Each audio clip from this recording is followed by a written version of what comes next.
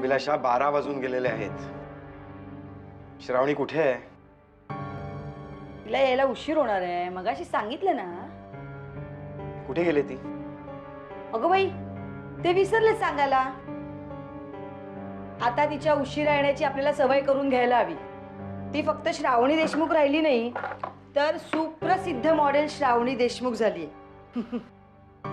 आणि हे तुम्हाला पुन्हा सांगण्याची गरज नाही, कारण रस्त्याने जाताना लोकच म्हणणार आहेत, ते बघा ते चाललेत ना, ते सुपर मॉडेल श्रावणी देशमुखचे वडील. अभिलाषा, मी तुला एवढंच विचारलं की श्रावणी आता कुठे आहे? श्रावणी 5 स्टार किंवा 7 स्टार हॉटेलमध्ये विक्रमादित्यांबरोबर डिनरला गेली. काय? विश्वास बसत नाहीये ना?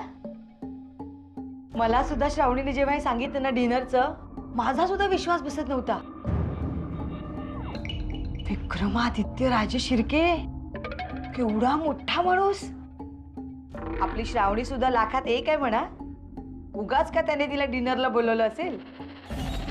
काय हो, तुमच्या देशमुखांच्या घरातल्या कुणा एकाला तरी राजे शिर्केने स्वतःच्या पंक्तीला बसवलंय का? नाही ना. आणि आपली श्रावणी बघा, डायरेक्ट डिनर. एवढ्या रात्री आपली मुलगी घराबाहेर आहे याचं टेन्शन घेण्याच्या ऐवजी तू तिचं कौतुक काय करतेस? अभिलाषा, श्रावणीने विक्रमादित्यला भेटलेलं मला नाही आवडत. वाटलंच मला. तरी म्हटलं तुमच्यातला मास्तर कसा बाहेर आला नाही? अगं, श्रावणीला तू एका फसव्या जगात ढकलतेस. हे असं रात्रभर बाहेर राहणं, डिस्को पब मध्ये मित्रांसोबत नाचणं ही आपली संस्कृती नाहीये. हे जे मी तुला समजावतोय ना, ते खरं तर तू तिला समजावायला हवंस.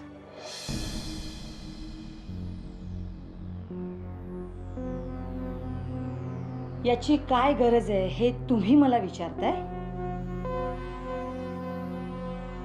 मी म्हणते याची गरज का वाटते याचा कधी विचार केलाय तुम्ही? आतापर्यंत काय दिलंय तुम्ही मला आणि माझ्या मुलांना?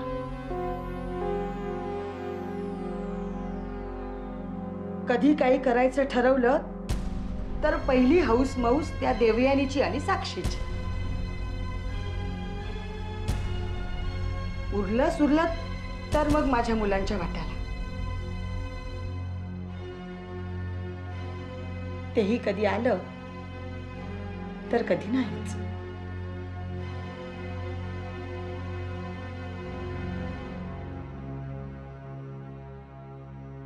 तुम्ही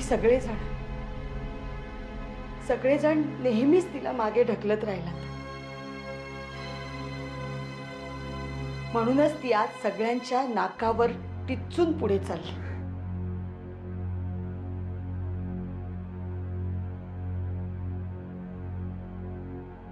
आणि तुम्ही लक्षात ठेवा, मी आता तिला थांबवणार नाही.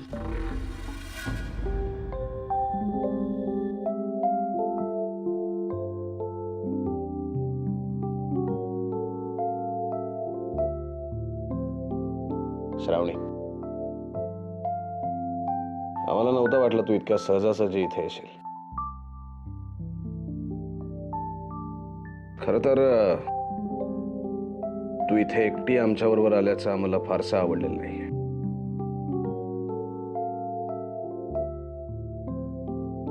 तुला काय वाटलं?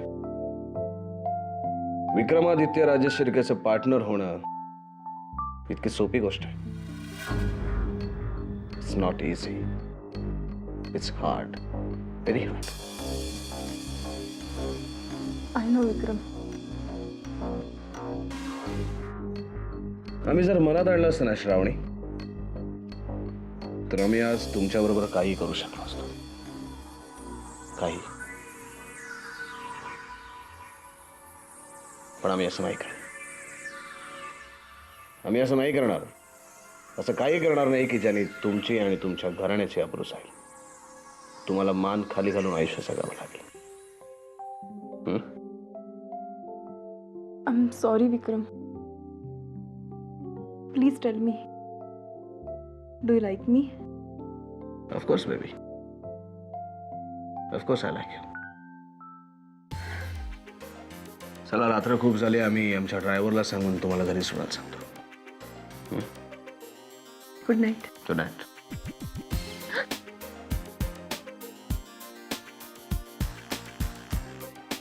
पण जायच्या आधी तुमच्या आयुष्यभर लक्षात राहील अशी एक गोष्ट आम्ही तुम्हाला देणार.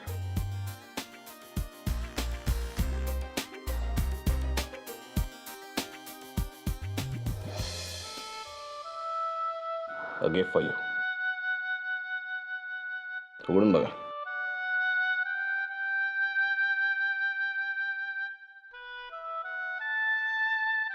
आवडलं? आता तुम्ही आमच्यापासून कधीही दूर नसाल. कधी.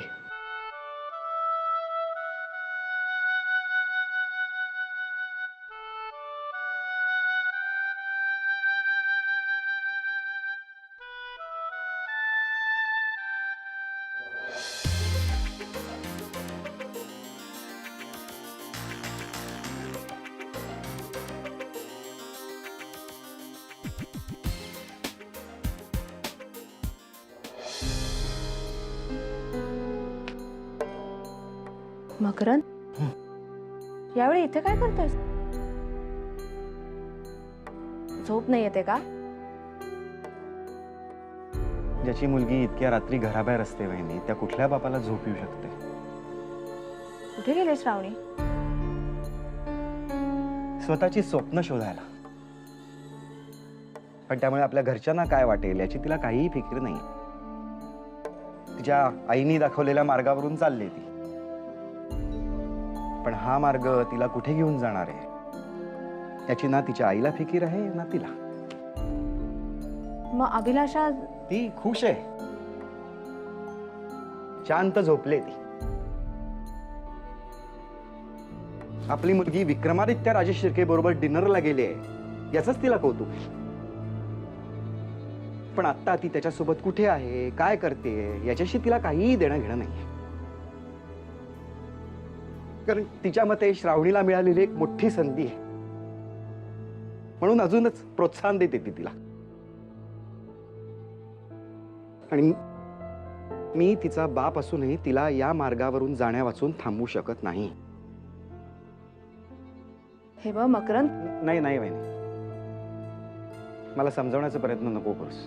अरे इथे आयुष्य अगदी मनासारखं कुणालाच भेटत नाही रे. पण जगावं लागतंच. तुला काय म्हणायचंय वहिनी?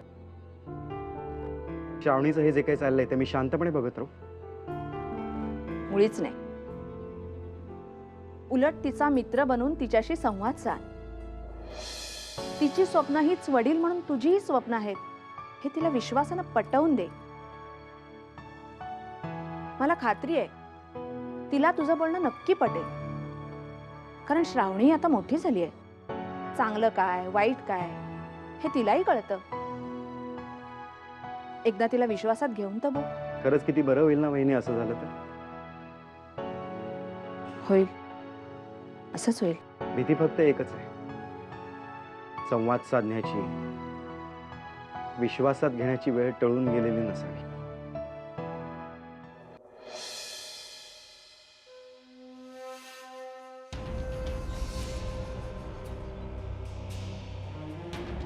काय झालं रणवीर? काळजीत दिसता.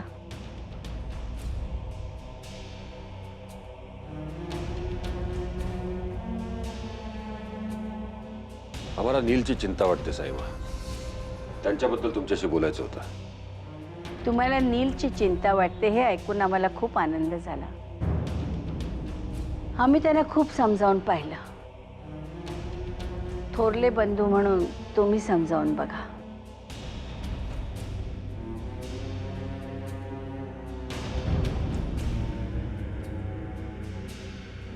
आता समजावून सांगण्यापेक्षा त्यांच्यावर जबाबदारी टाकणं आम्हाला जास्ती सोयीस्कर वाटतं. कदाचित जबाबदारीच्या जाणीवेतून ते बदलतील. कोणती जबाबदारी टाकणार आहात त्यांच्यावर? साईमा, मिर्झापूरला आपली बरीचशी दुर्लक्षित प्रॉपर्टी आहे. सध्या कॉर्पोरेट सेक्टरने तिकडे हातपाय पसरायला सुरुवात केली आहे. त्यामुळे जमिनीला तिकडे सोन्याचा भाव आलाय आणि म्हणून बऱ्याच लोकांचा त्याच्यावर डोळा आहे.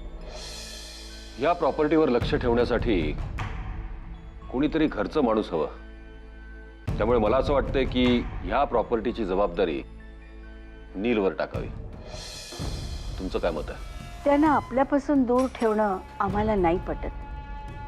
तिथे जाऊन सुधारण्यापेक्षा बिघडण्याची शक्यता जास्त आहे.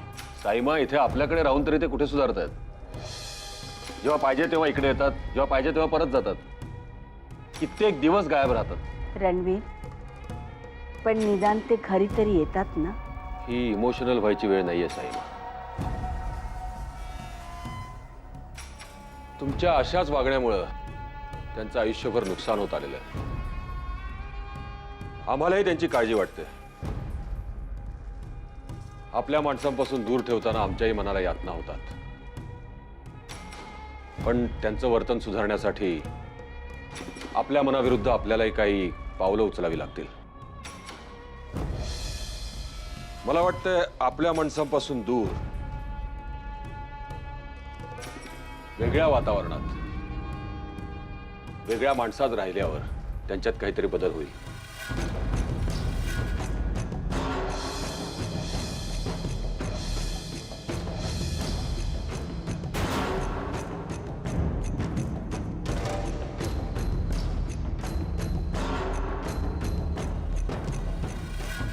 तुम्हाला तसं वाटत असेल तर आमची काहीच हरकत नाही.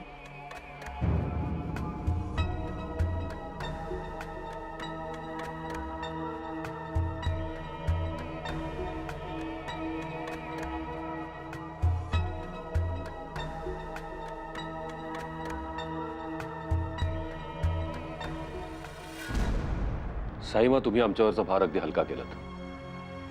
पण हा निर्णय आम्ही घेतलाय हे नीलला अजिबात कळू देऊ नका, नाहीतर ते हा प्रस्ताव नाकारतील. त्यांची काळजी करू नका.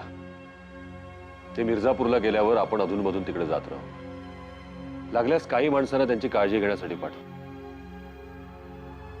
ठीक आहे, आम्ही आवर्जून नीलशी बोलूयात.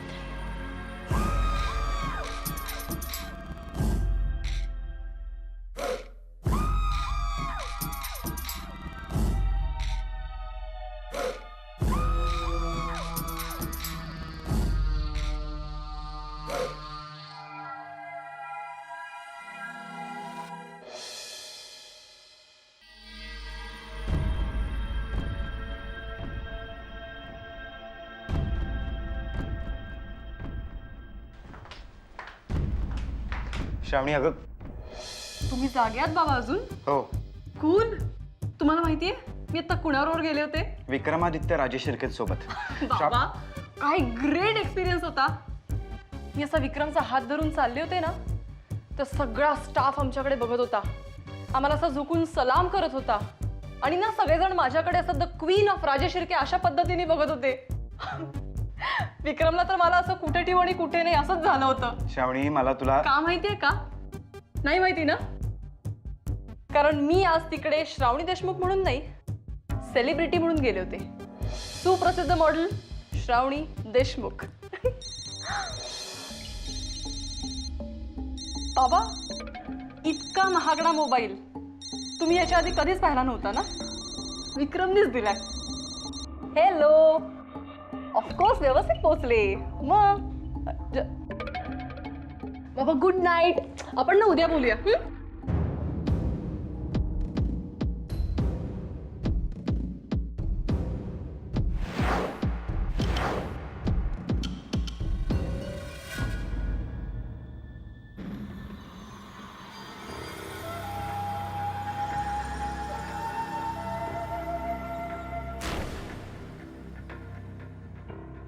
तू काय करतेस इकडे?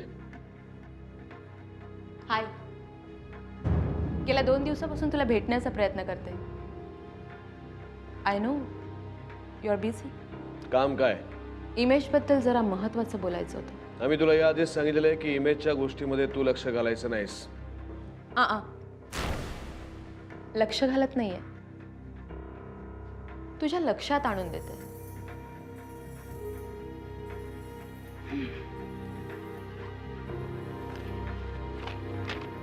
सिम्सन इंटरनॅशनल कडून आपल्याला मेल आलाय.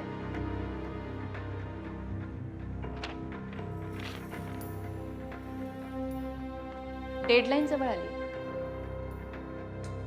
आणि अजूनही इमेजच्या पहिल्या मॉलचं कन्स्ट्रक्शन सुरू झालेलं नाही. जाब विचारलाय त्याने.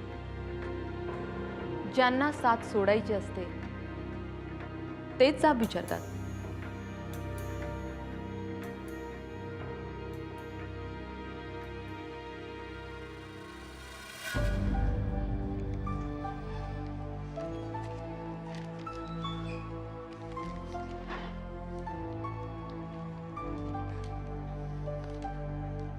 पत्कीबाई, शेवटी सत्याचाच विजय होतो. तुम्ही कुठे लढाईला गेला होतात? अहो, लढाईला जायला कुठे कशाला हवं? आपल्या आजूबाजूलाच लढाई सुरू असते. लढाईचे प्रकार सुद्धा पुराण काळापासून चालत आलेत. उदाहरणच द्यायचं झालं तर देव दानव, धर्म अधर्म, सत्य असत्य, ज्येष्ठ कनिष्ठ म्हणजे लेटेस्ट यांच्यामध्ये सुद्धा लढाई होती. बरोबर आहे तुमचं. पण शेवटी सत्याचाच विजय होतो.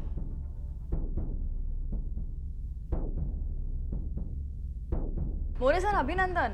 कशाबद्दल? सत्याचा विजय होतो याची तुम्हाला जाणीव झाली म्हणून.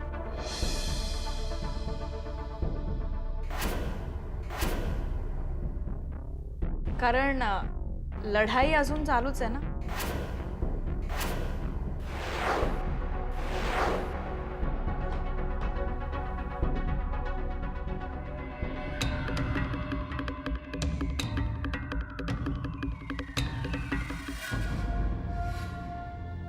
काय झालं? खूप टेन्शन घेतलंयस?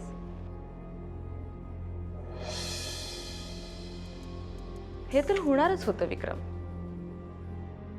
मी अनेक वेळा तुला समजवलं पण तू ऐकलं नाहीस माझं. पण माझ्या सजेशन्स तुला का आवडत नाही? I really fail to understand. Maybe बायकांच्या सजेशन एक्सेप्ट करणं राजेश शिर्केंना जरा जड जात असेल. पण कंपनीला पुढे घेऊन जायचं असेल तर an organization is always bigger than an individual. हे माझं वाक्य नेहमी लक्षात ठेव.